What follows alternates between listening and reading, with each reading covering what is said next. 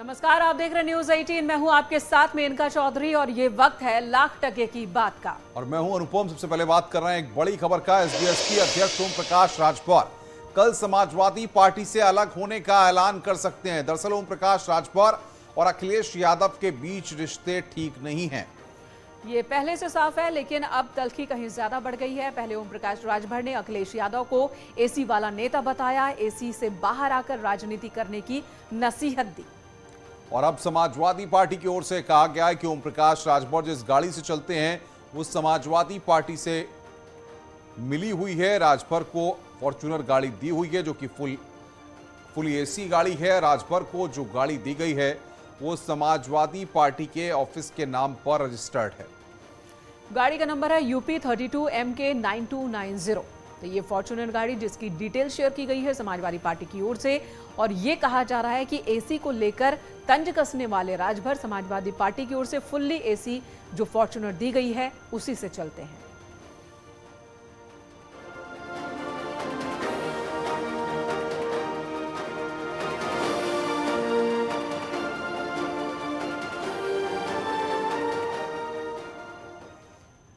Samajwadi party ने एक Fortuner गाड़ी की डिटेल जारी की है और इस डिटेल को देखने के बाद पता चला कि इस गाड़ी में SBSP के मुखिया OP राजभर चलते थे।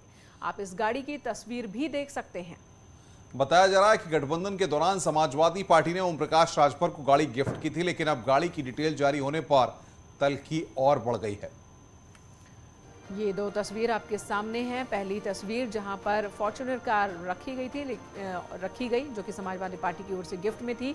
ये दफ्तर में ही थी, आवास पर थी, SBSP के आवास पर, लेकिन अब गाड़ी गायब है। जब ये डिटेल सामने आई, मीडिया के लोग पहुंचने लगे, उसके बाद से ही ये गाड़ी वहां से हटा दी गई है। उधर SP की ओर से कार दिए जाने का SBSP ने खंडन किया है। भारतीय समाज पार्टी के राष्ट्रीय अध्यक्ष, मैं पुनः कह देता हूं, वो इनोवा कार से चलते हैं। हम लोग स्वतः, हमारे पास खुद ही, हम तो ईसुजू से चलते हैं, हमारे पास खुद ही फॉर्च्यूनर है, तो हम उनके गाड़ी का इस्तेमाल क्यों करेंगे? उनकी गाड़ी का इस्तेमाल करके हम कौन सा अपना काम आगे बढ़ा लें? हमारा काम वैसे ही बेहतर चल रहा है। हम उनसे सक्षम खुद ही हैं अपने संगठन को चलाने के लिए और अपने संसाधन का इस्तेमाल करने के लिए।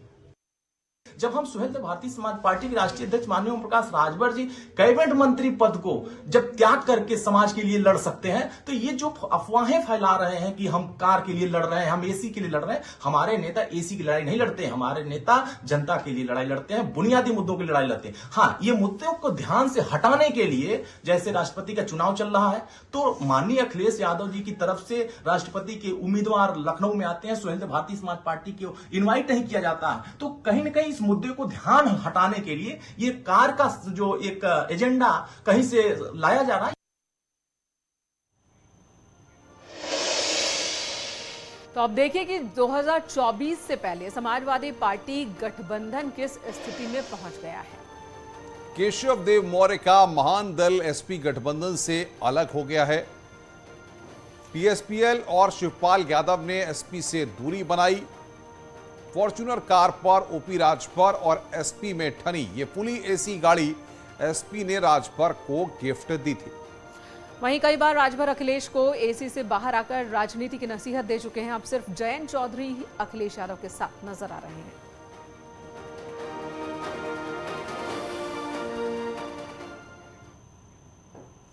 तो फॉर्च्यूनर कार को लेकर OP राजभर से गठबंधन टूट की कगार पर है, लेकिन ये पहला मामला नहीं है। इससे पहले भी इस तरह की स्थिति आई है। महान दल के अध्यक्ष केशव देव मौर्य जब अलग हुए थे तब ऐसी स्थिति आई थी और समाजवादी पार्टी ऐसा ही कदम उठाया था। गठबंधन टूटने पर समाजवादी पार्टी ने केशव देव मौर्य की दी गई गाड़ी की डिटेल पब्लिक की थी। आपकी टीवी स्क्रीन पर जो गाड़ी इस वक्त आपको दिख रही है, ये वही गाड़ी है जो केशव देव मौर्य को दी गई थी। हालांकि डिटेल पब्लिक होने के बाद केशव देव मौर्य ने गाड़ी वापस कर दी थी। न्यूज 18 से बातचीत में महान दल के अध्यक्ष केशव देव मौर्य का क्या कुछ कहना है, हम आपको सुनवाते हैं। महान दल के राष्ट्रीय अध्यक्ष केशव देव मौर्य जी इस समय हमारे साथ मौजूद हैं बात करने के लिए। सर, समाजवादी पार्टी से आपने गठबंधन तोड़ा, उसके बाद अखिलेश यादव के द्वारा दी गई कार फॉर्च्यूनर वापस ले ली गई, अब ओम प्रकाश राजभर क्या कहेंगे? देखिए, समाजवादी पार्टी और सुभाषपा, ओम प्रकाश राजभर जी और अखिलेश यादव जी की तरफ से राजनीति में छीछा लेदर की जा रही है। आपका जब दिल नहीं मिल रहा है, ओम प्रकाश राजभर जी को अखिलेश यादव जी ने कह दिया को हमारी समस्या है। अखिलेश यादव जी ने ये कह दिया कि वो किसी दूसरे के गोद में पर्दे के पीछे से बैठ कर राजनीति कर रहे हैं। उनका इशारा भारतीय जनता पार्टी की तरफ है। जब आपको पता लग गया को भारतीय जनता पार्टी के इशारे पर खेल रहे हैं तो गठबंधन तोड़ दीजिए, आप ऐलान कर दीजिए कि गठबंधन नहीं आज से है। कम से कम दोनों लोग अलग हो जाएं, फिर कोई कुछ भी बोले। आप एक ही घर में बैठ के, एक गठबंधन में बैठ के दोनों लोग बोल रहे हैं, ये गलत बात। मैं कम से कम ये दोनों ने ओम प्रकाश राजभर जी को कम से कम मुझसे सीखना चाहिए। मुझे नहीं समझ में आई समाजवादी पार्टी गठबंधन। मुझे लगा कि मेरी यहाँ जगह नहीं, मैंने 1 मिनट भी नहीं लगाया, मैंने गठबंधन तोड़ दिया। कोई बयानबाजी, जब तक मैं था तब तक बयानबाजी नहीं। ओम प्रकाश राजभर जी ने छोटे दलों को शर्मिंदा कर दिया। और अब संसद में सरकार या फिर विपक्ष को तानाशाह नहीं बोला जा सकता। स्नूपगेट, जुमलाजीवी जैसे शब्द भी इस्तेमाल नहीं हो सकेंगे। दरअसल लोकसभा सचिवालय ने ऐसे शब्दों की एक नई लिस्ट जारी की है जिन्हें असंसदीय माना गया है। अगर कोई इन शब्दों का इस्तेमाल करता है तो उन्हें रिकॉर्ड से हटा दिया जाएगा। लोकसभा सचिवालय की ओर से नए शब्दों की लिस्ट जारी होने के बाद भी सियासत तेज हो गई है, लेकिन पहले आपको समझना होगा कि किन शब्दों को असंसदीय माना गया है। ये शब्द हैं जो अब असंसदीय कहलाएंगे: जुमलाजीवी, बाल बुद्धि, बहरी सरकार, तलवे चाटना, तानाशाह, दादागिरी। उल्टा चोर कोतवाल को डांटे, उचक्के अहंकार, अंट शंट अनपढ़ अनार्किस्ट, उचक्के चोर चोर मौसेरे भाई, चौकड़ी तड़ीपार, कांव कांव करना, काला दिन, गुंडागर्दी, गुलछर्रा, गुल खिलाना, गुंडों की सरकार, दोहरा चरित्र। अब्यूज्ड, ब्रीटेड, corrupt, drama, hypocrisy, incompetent, Covid spreader और स्नूपगेट, ये वो शब्द हैं और वो कहावतें हैं जिन्हें अब असंसदीय माना गया है। मतलब संसद में इन शब्दों का इस्तेमाल असंसदीय होगा। और इसी पर अब सियासत पूरी तरह से गर्म हो चुकी है और सियासत तेज भी है।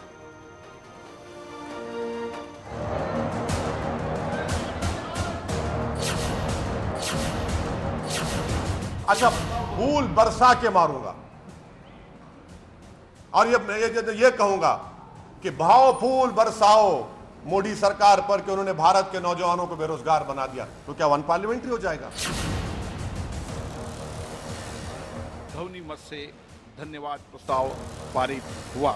तो हमने जो शब्द उन्होंने अपने पार्लियामेंट्री जीवन में कहा है, बोला है, वही शब्द हम बोलेंगे। आज वो कहते हैं कि इस लफ्ज को इस्तेमाल नहीं किया जाना चाहिए। दूसरे दिन कहेंगे कि सदन के अंदर आना है तो भगवा ड्रेस पहन के आओ। जिनको संसदीय परंपराओं की जानकारी नहीं है, उनको ये जानकारी होनी चाहिए किसी शब्द को बैन नहीं किया है।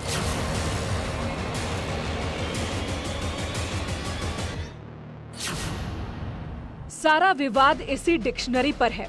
इस बुकलेट में जिन शब्दों का जिक्र किया गया है या जिन्हें असंसदीय माना गया है, अब उस पर सियासत के धरातल से सवाल उठ रहे हैं। कुछ इस अंदाज में है। आज वो कहते हैं कि इस लफ्ज को इस्तेमाल नहीं किया जाना चाहिए। दूसरे दिन कहेंगे कि सदन के अंदर आना है तो भगवा ड्रेस पहन के आओ। तीसरे दिन कहेंगे कि सदन में आना है तो निरामिष भोजन करके आओ। तो ये सरकार, ये देखने का जिम्मेवारी सरकार की है और किसी के नहीं है। ये रूल्स कमेटी है, एथिक्स कमेटी है हमारे पार्लियामेंट के अंदर। ये तो सेकेंड पार्लियामेंट बना रहे हैं ना, सेकेंड रिपब्लिक बनते जा रहे हैं। तो हमने जो शब्द उन्होंने अपने पार्लियामेंट्री जीवन में कहा है, बोला है, वही शब्द हम बोलेंगे और वो बताएंगे उनको, भाई उनके डिबेट में उन्होंने क्या कहा। जब करप्शन की बात आती तो क्या करप्शन बोलने का छोड़ के कुछ और बोल देते कि मैं मोदी सरकार पर फूल फेंक के मारूंगा क्योंकि आपने नौजवानों को बेरोजगार बना दिया। मैं कहूंगा पार्लियामेंट में खड़े होकर कि मैं देश के प्रधानमंत्री और उनकी सरकार पर फूल फेंक कर मारूंगा क्योंकि देश के युवाओं का मुकद्दर बेरोजगारी बना दिया। तो क्या फूल को अनपार्लियामेंट्री बना देंगे आप? दरअसल लोकसभा सचिवालय ने असंसदीय माने गए शब्दों की लिस्ट में कुछ नए शब्द जोड़े हैं, जैसे कि अब संसद में किसी भी सदस्य के द्वारा तानाशाह, जुमलाजीवी जैसे शब्द असंसदीय माने जाएंगे। हालांकि ऐसा नहीं है कि ये शब्द बोले नहीं जा सकेंगे, बस उन्हें रिकॉर्ड में नहीं रखा जाएगा। लेकिन शब्दों पर शुरू हुई सियासत बयानों का तूफान ला रही है, जिसका खुद लोकसभा अध्यक्ष ओम बिरला को सामना करना पड़ा। संसदीय शब्दों को जो देश के लोकतंत्र के लिए, चर्चा और संवाद के लिए, लोकतंत्र की गरिमा के अनुकूल नहीं थे, उन शब्दों को विलोपित किया है। असंसदीय शब्दों की एक किताब निकाली जाती थी। अब क्योंकि संसद के अंदर हमने कोशिश की कि कागज की बचत हो, इसलिए हम इंटरनेट पर डालते हैं इसको। 1986, 1992, 1999, 2004 और 2009, 2010 वार्षिक निकालने लगे। अब रेगुलर नियमित निकालते हैं वार्षिक। लोकसभा अध्यक्ष ओम बिरला की सफाई के बाद भी विपक्ष आपत्ति जता रहा है। हालांकि बीजेपी का कहना है कि लोकतंत्र की गरिमा को बचाए रखने के लिए जो कदम उठाए गए हैं, उनका सम्मान किया जाना चाहिए। लोकसभा हमारे देश की सबसे बड़ी पंचायत है और उसमें एक डेकोरम होता है, उसकी पवित्रता होती है। उस पवित्रता का रक्षा करना सांसद के हिसाब से हमारा कर्तव्य है, दायित्व है। तो स्वाभाविक है हमें उसका निर्वाह करना चाहिए और ऐसे भाषा का प्रयोग नहीं करना चाहिए जैसे भाषा माननीय मुख्यमंत्री पश्चिम बंगाल के जनसभा में प्रधानमंत्री के खिलाफ करते हैं, दूसरे लोगों के खिलाफ करते हैं। ऐसे भाषा संसद में नहीं चलती। लोकसभा सचिवालय ने जिन शब्दों की सूची जारी की है, उनमें से अधिकतर राज्यों की विधानसभा से लिए गए हैं। ये बात और है कि विपक्ष मानने को राजी नहीं। Bureau report, news 18। अब सवाल है कि संसदीय और असंसदीय शब्द क्या है। हर साल लोकसभा सचिवालय लिस्ट जारी करता है और लिस्ट में असंसदीय माने गए शब्दों को शामिल किया जाता है। इन शब्दों का इस्तेमाल करना असंसदीय माना जाता है। कोई सदस्य इन शब्दों का इस्तेमाल करता है तो उसे रिकॉर्ड में नहीं रखा जाता। आखिरी फैसला लोकसभा अध्यक्ष या राज्यसभा के सभापति का होता है और लोकसभा की कार्यवाही के नियम 380 के मुताबिक फैसला लिया जाता है। ज्ञानवापी केस में आज का दिन काफी बड़ा रहा। दरअसल मुस्लिम पक्ष का दावा है कि जिस जमीन पर ज्ञानवापी मस्जिद है वो वक्फ की जमीन है, जिस पर हिंदू पक्ष ने आज कोर्ट में मुस्लिम पक्ष से दस्तावेज मांगे। लेकिन मुस्लिम पक्ष ने कोई दस्तावेज पेश नहीं किए। यहाँ आपके लिए ये समझना जरूरी है कि वक्फ क्या होता है। दरअसल वक्फ उन संपत्तियों को कहा जाता है जो जमीन अल्लाह के नाम पर दान कर दी गई हो। अगर कानूनी नजरिए से देखें तो अगर कोई शख्स अपनी चल या अचल संपत्ति अपनी मर्जी से धार्मिक या इस्लाम के पवित्र कार्य में लगाने के लिए दान करता है तो उसे वक्फ पुकारा जाता है। ज्ञानवापी केस में भी मुस्लिम पक्ष मस्जिद को वक्फ 100 बता रहा है, लेकिन आज की सुनवाई के दौरान मुस्लिम पक्ष ऐसा कोई भी सबूत पेश नहीं कर पाया। कल दोपहर बाद फिर जिला अदालत में सुनवाई होगी। कोर्ट में कल हिंदू पक्ष अपनी दलील रखेगा। कोई नहीं। ये सबसे इम्पोर्टेंट आपने सवाल पूछा। उन्होंने अपने एप्लीकेशन 35 में लिखा है वक्फ नंबर 100 है। कोई डॉक्यूमेंट वक्फ नंबर 100 का नहीं फाइल किया है। वो कुछ नहीं, कोई डॉक्यूमेंट नहीं फाइल किया है।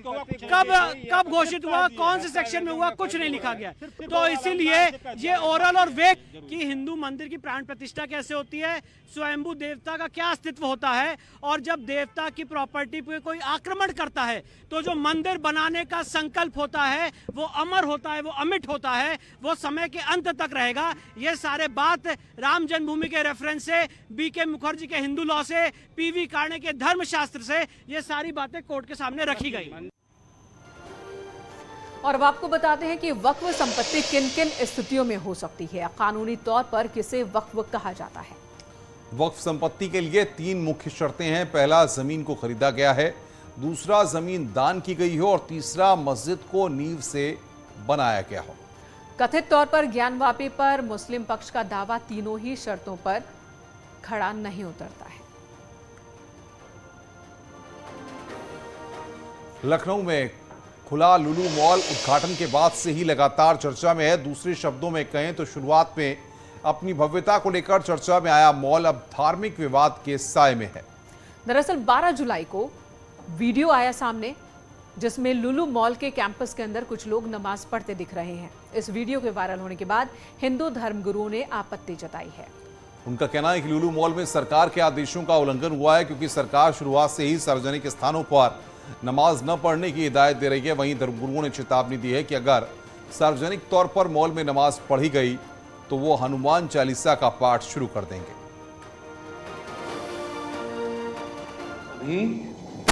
धर्मों का आदर करता है। किसी भी प्रकार का की संगठित धार्मिक कार्य या प्रार्थना की यहां अनुमति नहीं दी जाती। हम अपने फ्लोर स्टाफ, सिक्योरिटी स्टाफ को कड़ी ट्रेनिंग देते हैं कि ऐसी गतिविधियां पर नजर रखी जाए। इस मॉल को हम एक अंतर्राष्ट्रीय स्तर का शॉपिंग डेस्टिनेशन बनाना चाहते हैं और हम अपने मीडिया के दोस्तों से ये आग्रह करते हैं कि आप सभी हमारा इस चीज में सहयोग करें। धन्यवाद। प्रतिशत मुसलमान को ही उन्होंने रखा है, लेकिन 20% जो है हिंदू लड़कियों जो रखा है, एक भी मुस्लिम लड़की को नहीं रखा है, हिंदू लड़की को रखा है। इसमें और भी मामले हैं। दूसरा, जिस प्रकार से मॉल में कल नमाज पढ़ा गया, बड़ी संख्या में लोग एकत्रित होके, अगर ऐसा चलता रहा तो हम वहां पहुंचकर हनुमान चालीसा का पाठ करेंगे, उसको कोई नहीं। अगर सच्चाई मिलती है तो कड़ी से कड़ी कार्रवाई उनके ऊपर हो और देश के जो बहुसंख्यक समाज है उसको पता चले लुलु मॉल जहां जहां इनका विरोध करिए। ये जिस तरीके के कार्य करते हैं इनके ऊपर लगातार सोशल साइटों पे इन पे आरोप लगते रहे हैं, उन तथ्यों की जांच करने के लिए हम लोग ने प्रार्थना पत्र दिया है। लुलु मॉल पर विवाद लगातार जारी है और अब रुक कर लेते हैं उत्तराखंड का। बात हरक सिंह रावत की कर लेते हैं, जिनका विवादों के साथ पुराना नाता है और अब तो हरक सिंह रावत ने सीधे सीधे चेतावनी दे दी है। आज आपकी सरकार है तो कल हमारी होगी, ये चेतावनी यहां पर दी गई है और हम पर कार्रवाई हुई तो फिर कोई बचेगा नहीं। हमसे बदला लिया तो हम भी बदला लेंगे।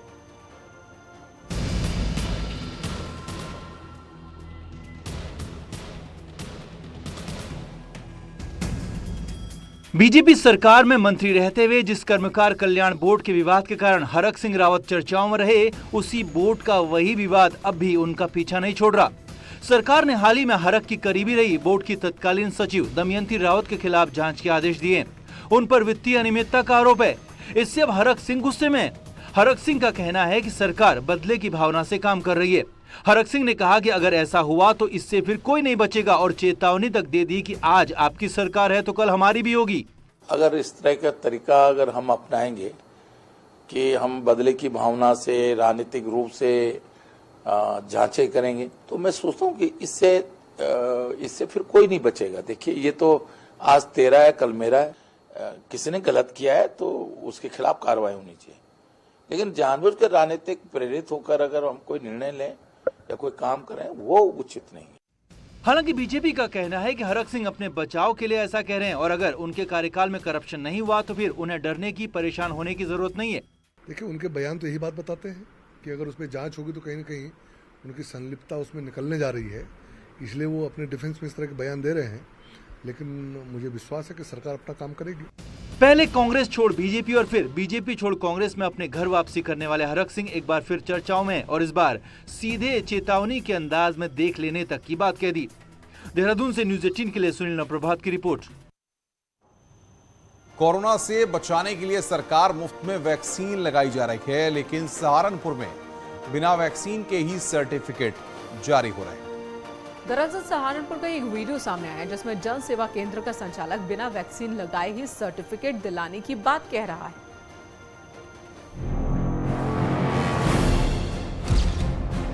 कोरोना की वैक्सीन लगी नहीं लेकिन सर्टिफिकेट जारी हो गए। आप कहेंगे कैसे? तो साहब ऐसे। तो जैसा लग रहे ना डॉक्टरों का नाम ये वही है, बस ये कि है कि नंबर तो है वही करेगा भी डॉक्टर। जी जी बस ये है कि लगने का बाकी है सब कुछ सेम है। OTP भी आएगा, डॉक्टर रजिस्ट्रेशन भी करेगा, सब कुछ करेगा, उसके बाद तुम्हारा रिकॉर्ड भी होगा। फर्क बस इतना है कि तुम्हारे सुई नहीं लगने, तुम्हारे नाम की नाली में डाल देगा। तो सुना आपने, वैक्सीन लगे बिना ही सर्टिफिकेट मिल जाएगा। रही बात वैक्सीन की, तो नाली में जाएगी वो वैक्सीन जो कोरोना से बचा सकती है, वो वैक्सीन जिसे हर व्यक्ति को लगाने के लिए सरकार करोड़ों रुपए खर्च कर रही है वही करेगा भी डॉक्टर। जी जी बस ये है कि लगने का बाकी है सब कुछ सेम है। OTP भी आएगा, डॉक्टर रजिस्ट्रेशन भी करेगा, सब कुछ करेगा, उसके बाद तुम्हारा रिकॉर्ड भी होगा। ये मामला सहारनपुर का है और वीडियो में बिना वैक्सीन लगाए सर्टिफिकेट बनवाने का दावा कर रहे युवक का नाम दिलशाद है, जो कि जन सेवा केंद्र चलाता है। मास्टर दिलशाद हैं जिन्होंने ये बनाया है और फिर हम चाहते हैं कि उनको सजा मिलनी चाहिए। बताया जा रहा है कि वैक्सीन को बर्बाद कर बिना वैक्सीन लगाए फर्जी सर्टिफिकेट देने के लिए 500 से 600 रुपए लिए जा रहे हैं। इस बारे में जब सहारनपुर के CMO संजीव मांगलिक से पूछा गया तो उनका कहना है कि उन्हें इस बारे में कोई जानकारी नहीं। 250 रुपये लिए गए, मेरी जानकारी में भी नहीं है, आपके माध्यम से पता लगा। आप मुझे पूरी जानकारी, पूरे डिटेल उसके ना मैं आज उसकी इंक्वायरी सेट कराता हूँ। सर जन सेवा केंद्र के जो संचालक के द्वारा साथ ही सर इसमें कुछ जो है स्वास्थ्य कर्मी जो वैक्सीन लगाते हैं सर वो भी शामिल होंगे, इसके बिना तो वैक्सीन सर्टिफिकेट जारी नहीं। जांच का विषय तो मुझे पता ही कुछ नहीं है। आपने पहली बार बताया मुझे, तो आप मुझे या तो लिखित में दें, है ना, तो मैं इसकी अभी जांच कराता हूँ। जाहिर है कि जांच के बाद ही पूरी तस्वीर साफ हो सकेगी, लेकिन अगर ऐसा है तो बेहद चिंताजनक है। Bureau report, news 18। लखनऊ में पिटबुल डॉग के हमले में बुजुर्ग महिला की मौत के बाद नगर निगम की टीम कुत्ते को पकड़कर अपने साथ ले गई। नगर निगम की टीम पिटबुल डॉग को अपने साथ ले गई है, जिसे डॉक्टरी परीक्षण के बाद ऐसी जगह रखा जाएगा जहां से वो किसी को नुकसान न पहुंचा सके। दरअसल मंगलवार को बंगाली टोला इलाके में एक पिटबुल डॉग ने अपनी ही बुजुर्ग मालकिन को नोच डाला था, जिससे उनकी मौत हो गई थी। कुत्ते को 14 दिनों की हिरासत में रखा गया है। उसे एनिमल बर्थ कंट्रोल रूम में रखा गया है। इस दौरान उसके बिहेवियर की जांच की जाएगी।